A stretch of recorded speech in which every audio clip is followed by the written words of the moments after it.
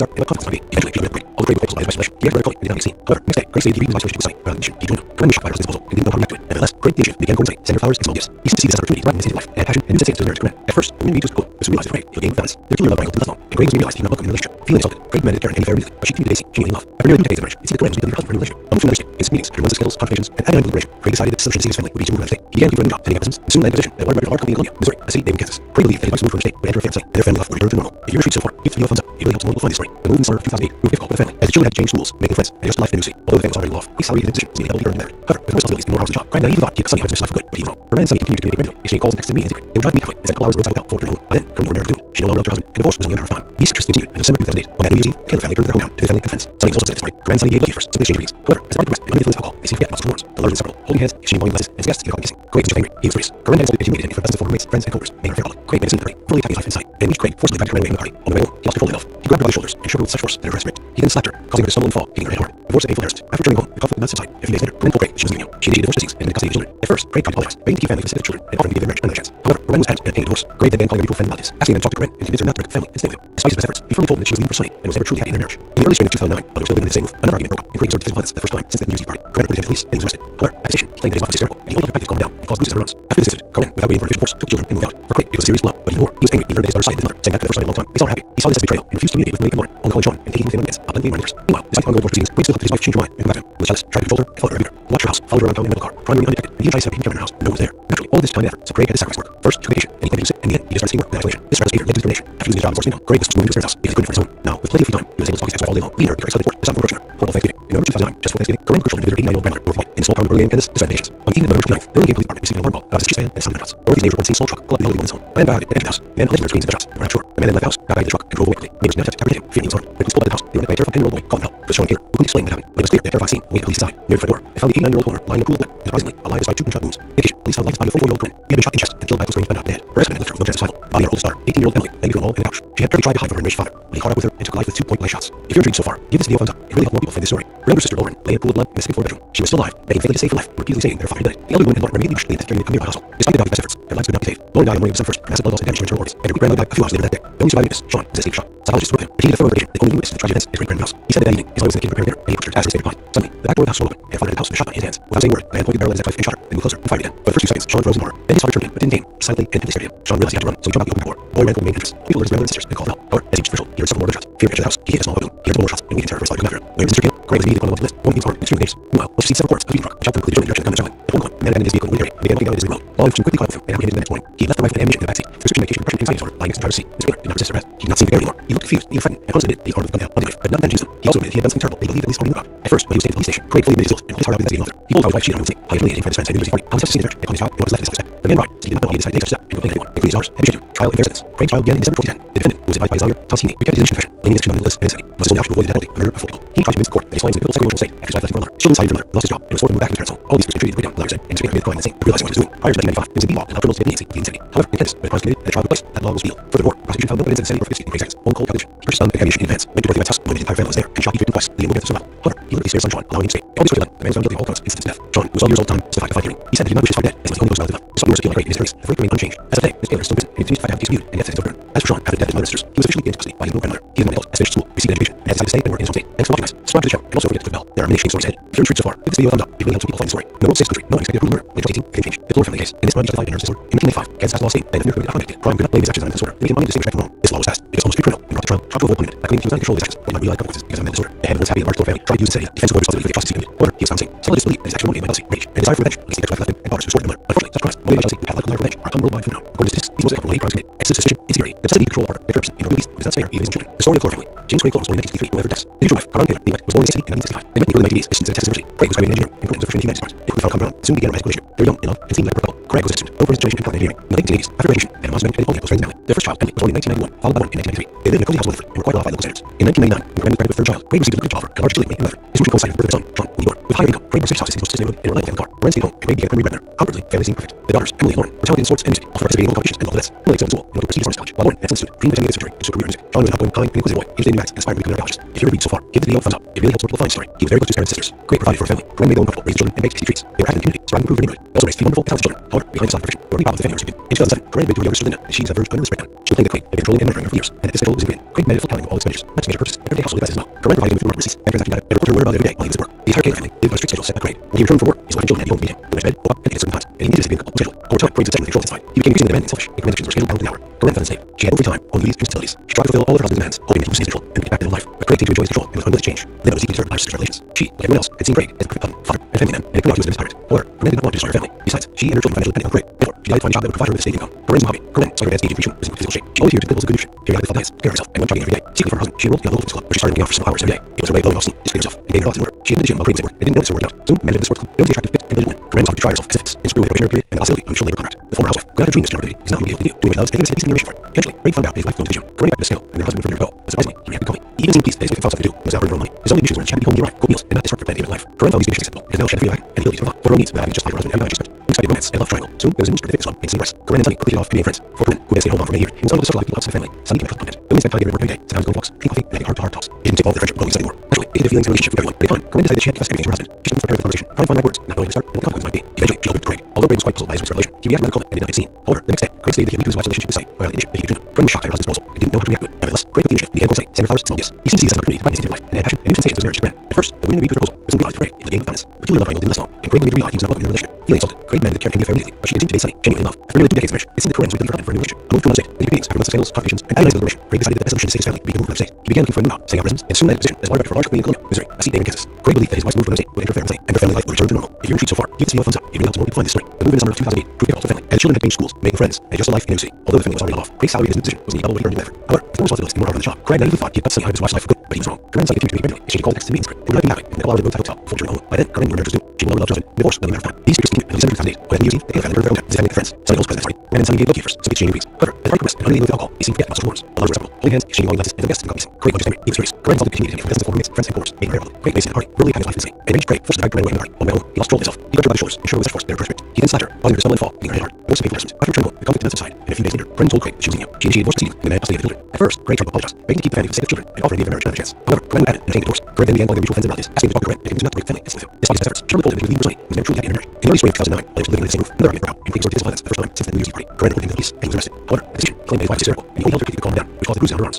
After this incident, Corinne, without being an official divorce, put children, moved out. For Craig, it was a serious blow, but even more, he was angry when he heard his daughter's side with his mother, saying that the first time in a long time, he saw her happy. He saw this as a betrayal, and refused to communicate with family Corinne, only calling Sean, and taking away Lincoln's, but believing Mars. Meanwhile, despite the ongoing divorce proceedings, Craig still hoped that his wife would change her mind, come back to him. He was just tried to control her, and follow her everywhere. He watched her house, followed her around town in a rental car, trying to remain undetected, and even tried to set up a hidden camera house, but no one was there. Gradually, all this took time and effort, so Craig had to sacrifice work. First, he took vacation, and he claimed that he was sick, and in the end, he just started skipping work without explanation. This reckless behavior led to discrimination. After losing his job and source of income, Craig was forced to live in his house. He was good before his own. Now, with plenty of free time, he was able to stalk his ex-wife all day long, leading her to take her ex-husband to court to stop him from a prisoner. Horrible thing. In November 2009, just before Thanksgiving, Corinne and her children visited her 89-year-old grandmother, Dorothy, in the small town of Burlington, Kansas, to spend vacations. On the 18th of November 29th, the Burlington Police Department received a phone call by a suspicious man and sound of gunshots. Dorothy's neighbors reported seeing a small truck pull up to the woman's home. A man got out and entered the house. They then allegedly heard screams and gunshots, but were not sure. The man then left the house, got back into the truck, and drove away quickly. Neighbors detected that happened, fearing his home. When police pulled up to the house, they were met by a terrified 10-year-old boy called help. It was Sean Gaylor, who couldn't explain what happened, but it was clear that the terrified scene awaited police inside. Near the front door, they found the 89-year-old woman lying in a pool of blood, and surprisingly, alive despite 2 gunshot wounds. Indicated, he saw the life-defying 44-year-old Corinne. She had been shot in the chest and then killed by close-range gunshot to the head. Her ex-husband had left her with no chance of survival. The body of her oldest daughter, 18-year-old Emily, lay between a wall and the couch. She had apparently tried to hide from her enraged father, but he caught up with her life with 2 point-blank shots. If you're intrigued so far, give this video a thumbs up. It really helps more people find the story. Her younger sister, Lauren, lay in a pool of blood in a second-floor bedroom. She was still alive, begging for the save life, and repeatedly stating that her father had done it. The elderly woman had immediately rushed to the intended care unit of the hospital. Despite the doctor's efforts, their lives could not be saved. Lauren died on December 1st from bad blood loss and damage to her organs, and her grandmother died a few hours later that day. The only surviving witness, Sean, was in a state of shock. Psychologists warned him they needed a thorough interrogation as he only knew this to try to convince his grandmother's house. He said that he was in the kitchen preparing dinner, and he approached her, asked for his advice.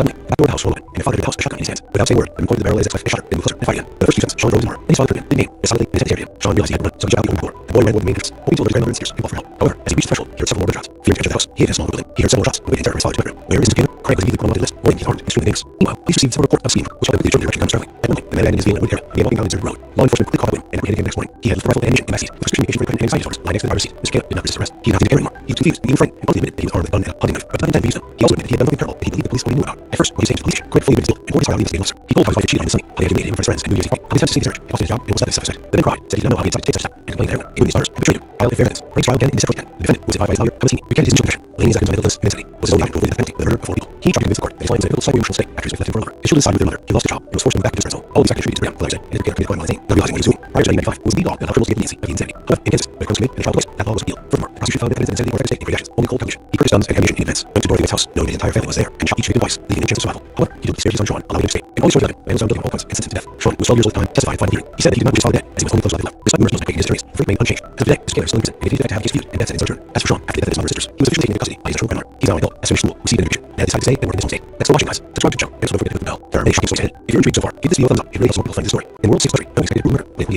everything changed. The Chloe case. In this crime justified by a nervous disorder. In 1895, Candace passed the law stating that an offender committed a crime prior to not laying actions on a mental disorder that made him unable to distinguish right from wrong. This law was passed because very criminal. Trial, tried to avoid punishment, and many of the control the actions, or did not realize the consequences of the mental disorder. The head once having a large family tried to use insanity as a defensive avoidance of the responsibility for the he committed. However, he was found sane. Psychologists believe he is actually motivated by jealousy, rage, and desire for revenge, against ex-wife and the partners who took the mother. Unfortunately, such crimes motivated by jealousy and illogical desire for revenge are common worldwide phenomena. According to statistics, these always come from one of 8 crimes committed: excessive suspicion, insecurity, necessity to control another, and a person, or who is unfair, even his own children. The story of the Clover family. James Craig Clark was born in 1963 to Beverly, Texas. His future wife, Carmen White, was born in the same city in 1965. They met in the early 1980s, students at Texas University. Craig graduated in engineering, and Corinne was a freshman in the humanities department. With the found background, and soon began a escalation. They were young, in love, and seemed like a great couple. Craig was a top student, known for his determination and talent in engineering. In the late 1980s, after graduation, and months spent attending home close friends and family. Their first child, Emily, was born in 1991, followed by one in 1993. They lived in a cozy house together and were quite off at low standards. In 1999, when Craig was their third child, Craig received a job offer at a large utility company in Waterbury. His promotion coincided with the death of their son, Sean, whom he adored. With a higher income, Craig bought a spacious house in the city's most prestigious neighborhood near a family car. Brand stayed at home, and Craig gave the primary breadwinner, outwardly, the family seemed perfect. The daughters, Emily and Lauren, were talented in sports and music, often participating in local competitions and events. Emily studied school, went to a prestigious foreign college. Lauren, excellent student, being the conservator to pursue music. John's outgoing, kind, and boy, interested in Max, inspiring the comedy If you're intrigued so far, give this video a thumbs up. It really helps more people find the story. He was very close to his parents and sisters. Great body for his family. Craig made them comfortable, raised children, and made tasty treats. They were happy in the community, trying to improve the neighborhood. They also raised 3 wonderful, important children. However, behind the facade of fiction, there were many problems the family members kept hidden. In 2007, Craig made reviews to that she was never been released. She complained that Craig had controlling and monitoring her years, and that this control was increasing. Craig demanded fully accounting of all expenditures, not just major purchases, but everyday household expenses as well. Craig provided him through receipts, bank possession data, and reported to realize every day while he would work. The entire Taylor family lived on strict schedules like Craig. When he returned from work, his wife and children had to be home to meet him. They went to bed, woke up, and ate at certain times, and even intimacy between the couple was scheduled.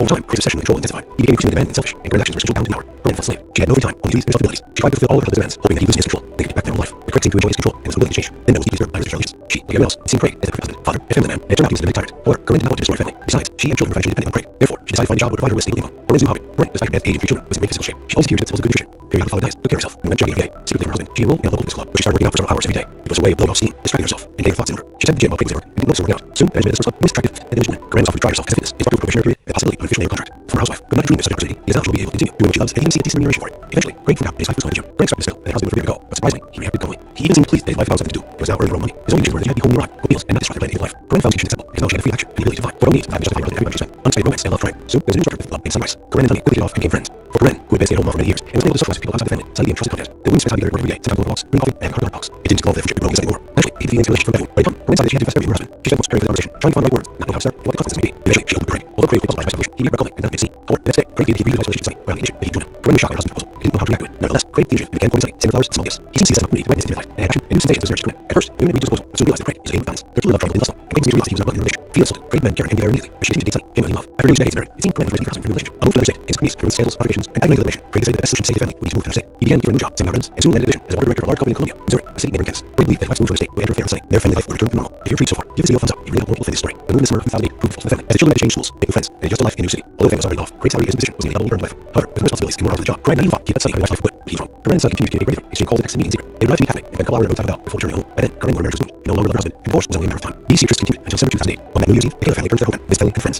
Sunny was also present next week. Corinne and Sunny became low-key first, simply exchanging meetings. However, as party progressed, and under the influence of alcohol, he seemed to forget about social norms. All others were inseparable, holding hands, exchanging long glances, and some guests he accompanied. Craig was just angry, just furious. Corinne had insulted and humiliated him in front of mates, friends, and coworkers. He never Corinne gave Sunny a party, brutally attacking his life and Sunny. And enraged Craig forced the director to run away in the party. On the way home, he lost control of himself. He grabbed her by the shoulders and shook her with such force that her breast ripped. He then slapped her, causing her to stumble and fall, hitting her head hard. Divorce and painful testament. After returning home, the conflict not subsided, and a few days later, Corinne told Craig that she was leaving him. She initiated divorce proceedings and demanded custody of the children. At first, Craig tried to apologize, begging to defend the sake of the children, and offered to give marriage another chance. However, Corinne was adamant that being divorced. Craig then began calling her mutual friends and relatives, asking them to talk to Corinne and admitted them not to break up the family, stay with him. Despite his efforts, she firmly told him that she was leaving for Sunny and was never truly happy in her marriage. In the early spring of 2009, while he still living under the same roof, another argument began, including sort of physical violence for the first time since the New Year's party. Corinne reported the police and he was arrested. However, this decision, he claimed that his wife was hysterical, and home health techniques called her that, which caused bruises on her arms. After this incident, Corinne, without waiting for official divorce, put the children in the vet. Craig was serious as well, but even more, he was angry when he learned that his daughter died in November, saying that for the first time in a long time, they saw her happy. He saw his betrayal and refused to communicate with family and Lauren, on call John, and he on weekends, publicly ignoring his daughters. Meanwhile, despite ongoing divorce proceedings, Craig still hoped his wife changed her mind and go back to him. He was jealous, tried to control her, and followed her everywhere. He watched her house, followed her around town in a rental car, trying to remain unprotected, and even tried to set up a hidden camera in her house when no one was there. Naturally, all this time there, so Craig had that work. First, Relocation, he became sick, and in the end, he started speaking up without explanation. This reckless behavior led to discrimination. After losing his job and source of income, Craig was forced to move into his parents' house, as he couldn't afford his own. Now, with plenty of free time, he was able to study his ex-wife all day long, leading her to take her exes to court to stop him from pushing her. Horrible Thanksgiving. In November 2009, as people were Corinne's children visited her 89-year-old grandmother, Dorothy, in the small town of Birmingham, Kansas, to Kansas. On the evening of November 29th, the Birmingham Police Department received a phone call about a sister stand and his son gunshots. Dorothy neighbors reported seeing a small truck pull up to the elderly woman's home. A man got out of it and entered the house. They then allegedly heard screams and gunshots, but were not sure. The men then left the house, got back in the truck, and drove away quickly. They were did not attempt to apprehend him, fearing he was armed. When police pulled up the house, they were met by a terrified 10-year-old boy, Caldwell, who was Sean Gator, who couldn't explain what happened. But it was clear that a terrified scene awaited police inside. Near the front door, found the 89-year-old woman lying in a pool of blood, and surprisingly, alive despite 2 gunshot wounds.